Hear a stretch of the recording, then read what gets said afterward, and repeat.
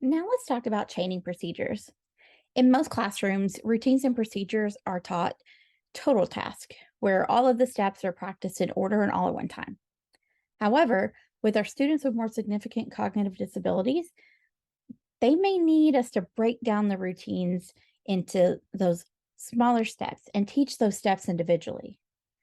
So when you're doing that, you'll need to determine if you're going to start at the beginning of the routine or at the end of the routine.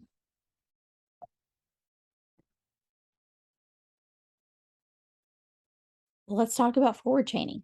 Once you have your task analysis to help break down the teach those skills and behaviors, you are going to go from the very first behavior or skill all the way to the end for forward chaining. So, in this example, we would start with walk into class if we're using forward chaining. Then we want them to check seatward directions, pick up their seat work, walk to their desk, sit down, get out their pencil, and begin their seat work. And so, as you can see in this example, they're only going to be able to get a pencil out of their desk if they have a desk that holds materials. Depending on the school and classroom and grade level you're in, that may not be the time that they can get their pencil and stuff. Maybe they get that when they check their seatwork directions, or maybe when they put their stuff in a locker, they get a pencil out of their backpack then. So that's what we mean when we say you're really going to need to individualize this for your class. So let's look at forward chaining. For the activity, again, we're doing that beginning seat work. And then over in the top right-hand corner, you have a key. If you see that navy blue check in the circle, that's a skill that the student's already mastered. If you see the green arrow, that's the current skill you're working on. And if you see a purple X, that's a skill where they're going to need some prompts. So let's say for trial 1, you have done a pre-assessment and the student can walk in the class and walk to the desk independently. But they couldn't check the seatward directions. So that's where we're going to start working. We're going to teach them that skill, and then the following trials, we are going to see if they can do that independently. And the rest of the skills in that task analysis, we are going to prompt them so that they get it correct.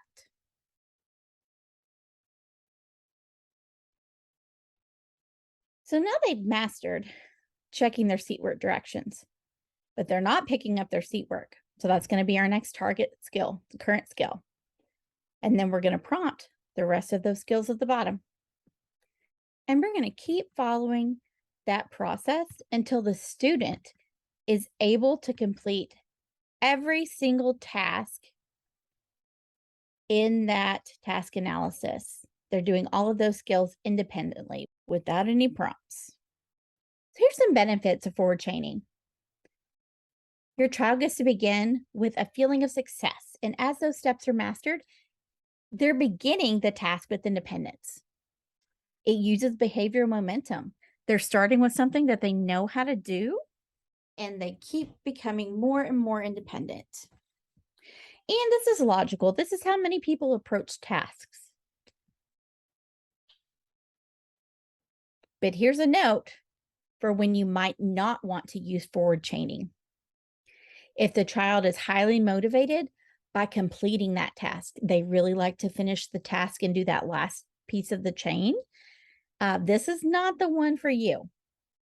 Or if you have a student that needs to be reinforced very quickly to stay on task, we have another option for that. So let's look at backward chaining. So for backward chaining, it's the same steps, the same activity, but this time we would start with beginning seat work. They would have get out pencil, sit in their chair, walk to their desk, pick up seat work, check seatwork directions, and walk in class. So you would start with letting them be independent with those high or the end of the task analysis skills.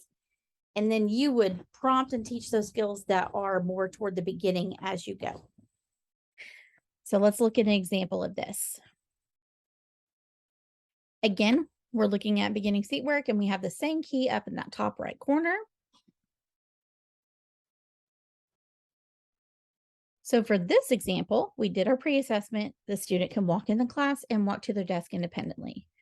But for this one, we are going to have beginning seat work be that activity that gets them reinforcement.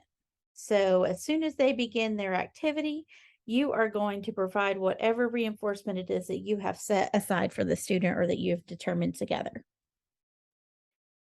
And then just like before, as they master it, you are going to move up to the skill before that, work on that skill. And of course, we have those purple X's showing that we're using prompts for those other ones, and we are helping them successfully complete those other steps.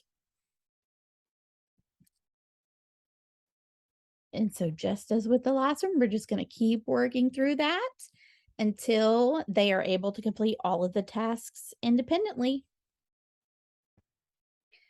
So what are some benefits for backward chaining? Well, each time the task is completed successfully, it could be beneficial for those that struggle with obsessive compulsive behaviors. They have to do like finish something before they can move on. This can be really great for a student that needs reinforcement really quickly. And sometimes students just really like to complete all of the steps in a chain. And so being able to finish this last piece first might be something that's really motivating to them. However, you might not want to use backward chaining if the student is very rigid with new teaching techniques.